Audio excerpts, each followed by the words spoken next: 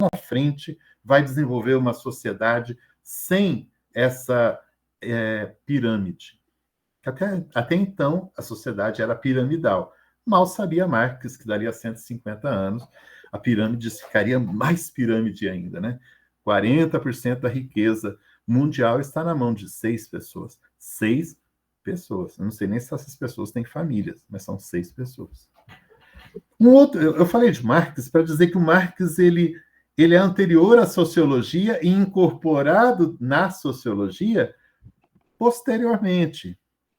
Mas quais são os outros três pensadores importantes? Agora eu vou ser mais cronológico para terminar a aula, para abrir para perguntas de vocês, e a gente deixa para conversar outro dia sobre a questão palestina. Aliás, eu queria ouvir de vocês também sobre a questão palestina. Lembra que eu falei que o século XIX é o século que vão surgir várias ciências? Se eu não falei, anotem. Né? Vão surgir quais ciências? A biologia, por exemplo. Ela ganha uma força, ela ganha um status muito grande, porque ela consegue agora dizer que é possível classificar a realidade da vida, dos seres vivos.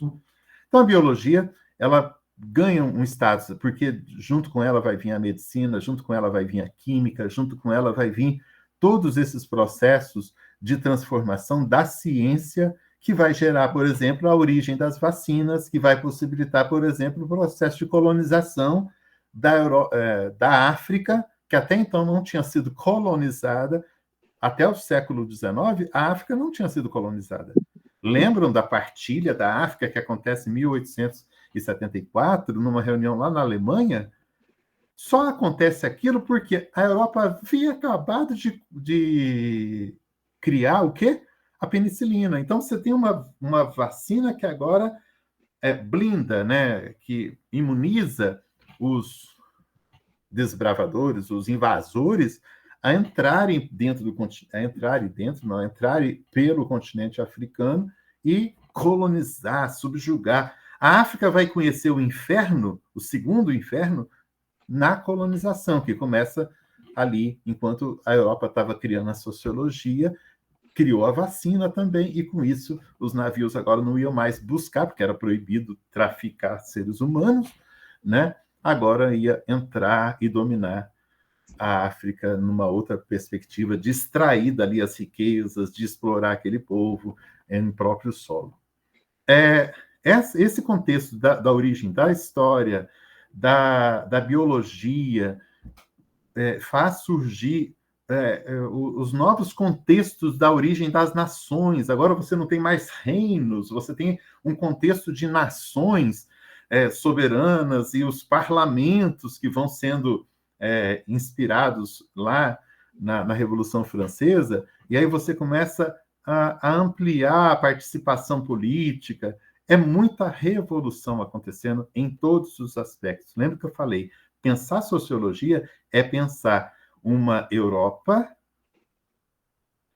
impactada por diversas transformações que vão econômicas, a indústria, a política, pensando o Estado-nação, pensando os parlamentos, pensando a origem de um chefe que não seja mais o monarca, que não seja mais o rei. Né? Então, são processos de transição. Quando chega no final do século XIX, um autor, dentre outros, um autor chamado Auguste Comte, ele se inspira na biologia. A biologia era bambambam, né? Ela estava dando conta de explicar a realidade da vida, né? Descrever, classificar, sabe, perscrutar todinha a realidade, categorizar tudo. É isso que eu queria dizer, categorizar, criar categorias, né? Os grupos, né? Os grupos vivos e tudo. Imagina, até hoje tem espécies sendo descobertas, né? De tudo quanto é ser vivo, ainda tem espécies sendo descobertas. Inclusive agora com os degelos, né? Espécies que nem se sabia ainda existindo e correndo o risco de virem a revida, né? E de repente impactar uma humanidade que não está preparada para seres, né, de todo tipo, muitas vezes minúsculos, que estavam lá congelados há milênios nas geleiras, e agora as geleiras estão virando caldinhos espalhados pelo mundo.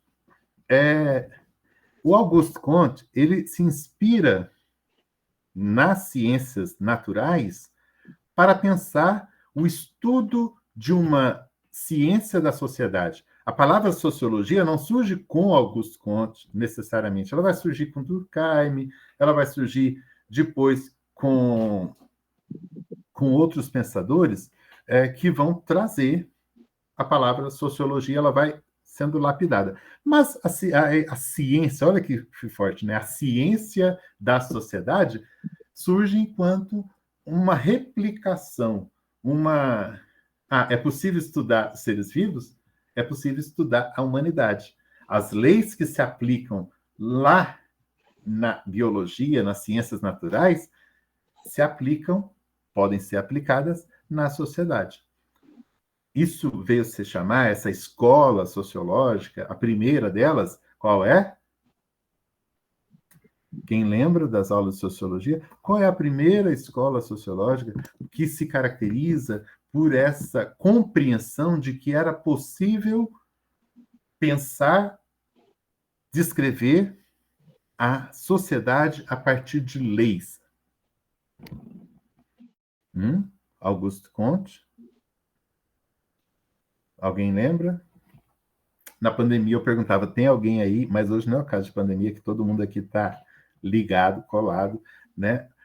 Auguste Comte, ele não é muito estudado no ensino médio, ele não é muito estudado, muitas vezes, nem na universidade, porque a gente passa por ele e fala, tá bom, legal, entendi aí, tio, o que o senhor quis dizer, mas a gente quer entender mesmo o que o Durkheim quis dizer, porque esse cara escreveu demais. A gente quer entender o que o Marx quis dizer, a gente quer entender, né, o que Max Weber quis dizer.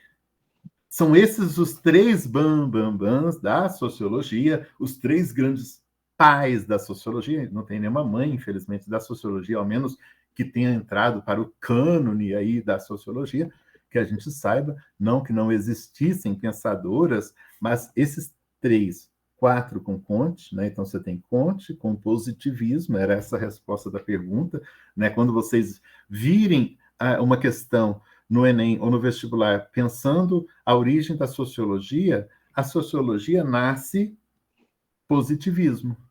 A sociologia nasce enquanto uma tentativa, um esforço teórico, intelectual de Auguste Comte de traduzir, de pegar a ciência natural, aquelas leis, a ciência, a gente está acostumado com leis, né, pensando matemática, física, química. A biologia também tem suas leis. Né? E como a biologia trata dos corpos vivos, os primeiros intelectuais da sociologia olharam para a sociedade também enquanto um corpo vivo.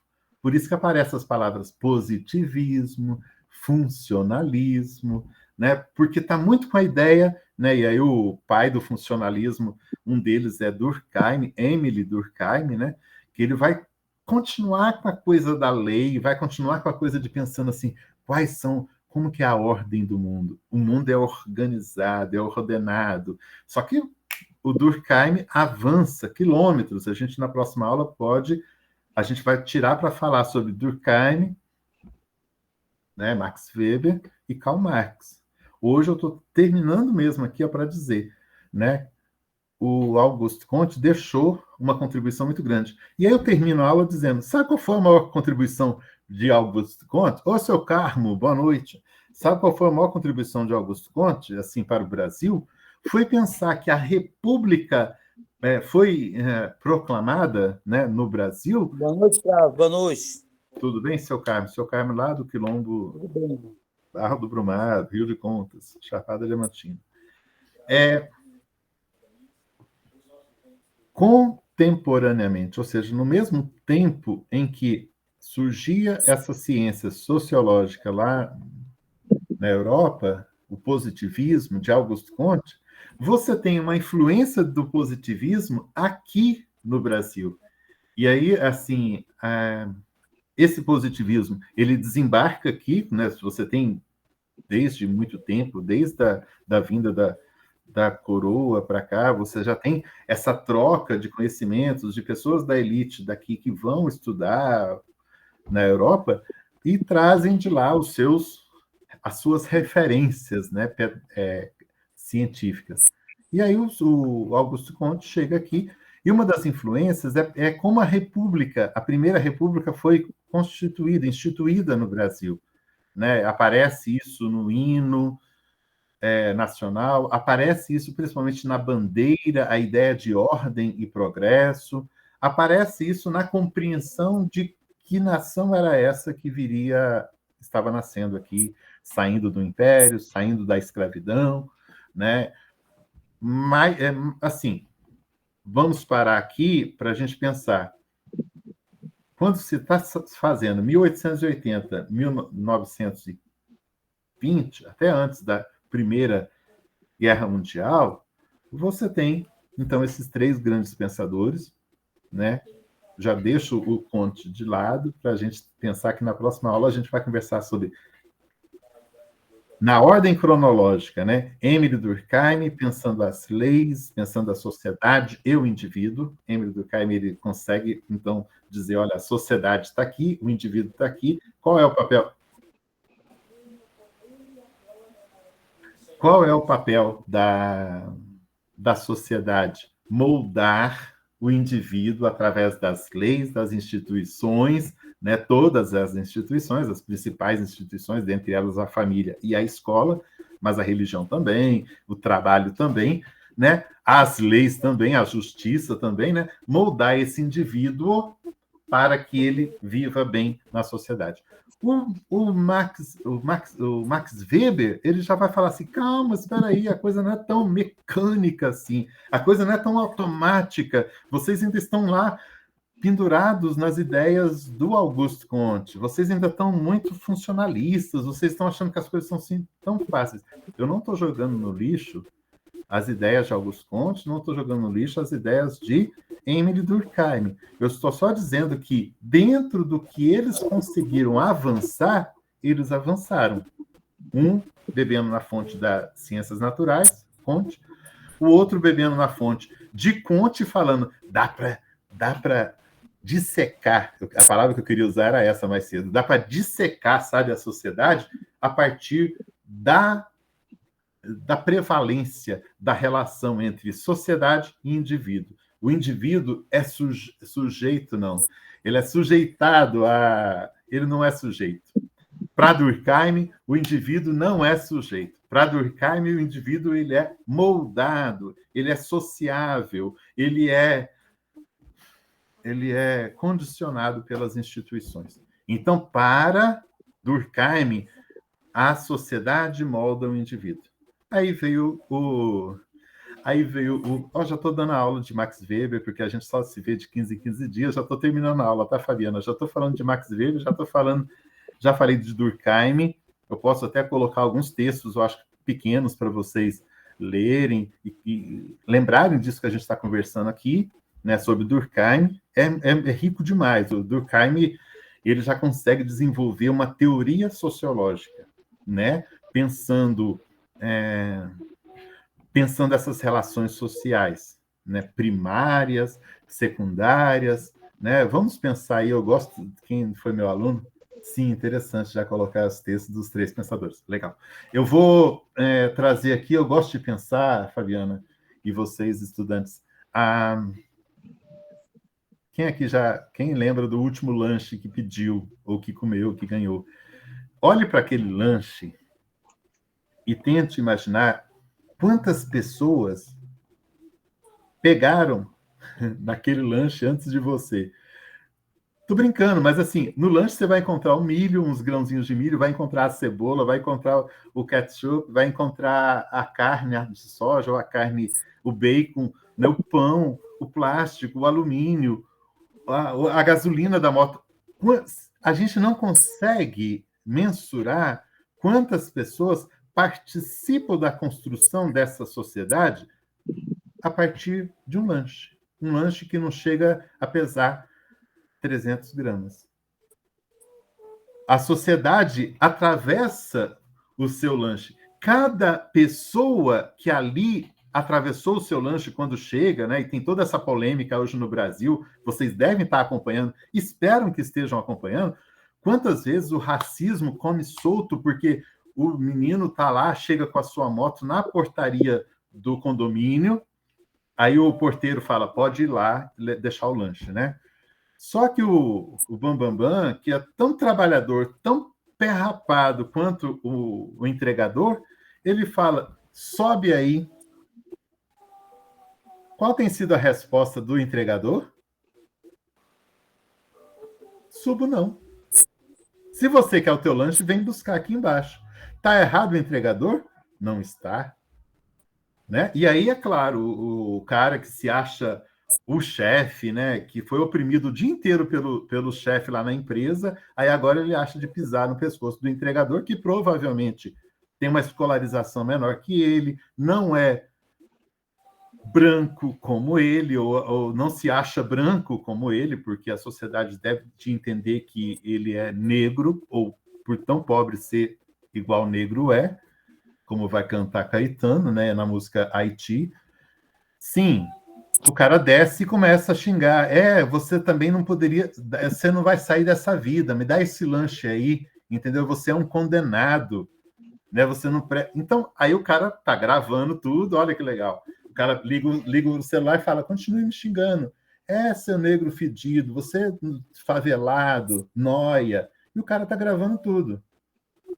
Entende? Pronto, você tem ali agora uma peça montada gratuitamente para um processo judicial pesado, se é claro esse país fosse sério e racismo fosse mesmo causa de considerar crime. O que eu estou chamando a atenção aqui? Que o Durkheim ele está dizendo que essa sociedade ela pode ser traduzida pelos papéis que cada um desempenha. Inclusive esse rapaz que ligou, né? Inclusive a empresa, na época do Durkheim, ele nunca imaginar que existiria uma empresa que você não faz ideia onde é que está a empresa. Ontem eu peguei um ônibus em São Paulo e eu sentei do lado de um dos empregados, vamos chamar assim, da BlaBlaCar. Eu achei muito engraçado, porque eu não conseguia a carona que eu precisava da BlaBlaCar. Quando eu estou ali, o cara está no computador do meu lado e eu estava comendo um lanche, porque não deu tempo de almoçar, era um lanche natural. Eu falei, posso comer o lanche aqui do teu lado? Ele falou, fica à vontade, fica à vontade. Ele abriu o computador e começou planilha para cá, planilha para lá. E ele queria puxar conversa comigo, mas era uma conversa assim, trabalhando ele, né? Ele queria saber quem eu era. Aí eu falei, rapaz, você sabia que eu queria mesmo era ter vindo de BlaBlaCar? Ele falou, mas eu trabalho na BlaBlaCar, você não vai... Aí ele mostrou que ele trabalhava, não sei o que lá. Eu falei, gente do céu, eu tô do lado de um cara que trabalha no BlaBlaCar, ele nem precisa ir na empresa, ele trabalha viajando, ele faz toda essa coisa. Depois vocês entram na internet, descubram lá o que é BlaBlaCar. Olha eu fazendo propaganda aqui, olha, ele já me ganhou de fazer propaganda para a empresa dele, que é francesa, que está presente em 21 países. Olha, eu não quero entrar em marcas, mas só para terminar aqui, né, essa coisa que eu trouxe do lanche, que eu trouxe do entregador, que agora eu trouxe da empresa do BlaBlaCar, que eu ia falar do iFood, né? O entregador, ele não tem patrão, certo? Ele tem um aplicativo. As relações são totalmente interpessoais. Durkheim não conseguiria imaginar isso, porque, imagina, 120 anos atrás. Só que o Durkheim vai pensar também a sociedade nas relações orgânicas e mecânicas. Essa relação que eu estou falando aqui do entregador, do cara da BlaBlaCar, da iFood, do lanche, né? Quantas nações passam pelo teu lanche? Quantos países entram na tua casa através de um lanche que você pede? Um lanche, né? Durkheim chamava isso de relações de uma sociedade orgânica. Ah, professor, existe outra sociedade? Ele vai falar, existe. É uma sociedade mecânica. E a sociedade mecânica, para Durkheim, são as sociedades primitivas, onde os papéis estão muito definidos e há uma colaboração, né, de todos, daquela comunidade, daquela aldeia, daquela tribo, conqueira, né, que vão participar da produção, da partilha do que produzirem e do usufruto do que produzirem. né? Pensa em uma comunidade indígena ou uma comunidade de pequenos agricultores familiares, uma comunidade, né? Não sei se daria para comparar aqui, uma comunidade de assentados do MST. Você tem uma linearidade, você tem uma horizontalidade, horizonte, né? Não há uma hierarquia. Há uma hierarquia de autoridades religiosas, talvez, mas não aqui na hora do trabalho. O trabalho é coletivo. O trabalho é planificado, todos trabalham para todos comer.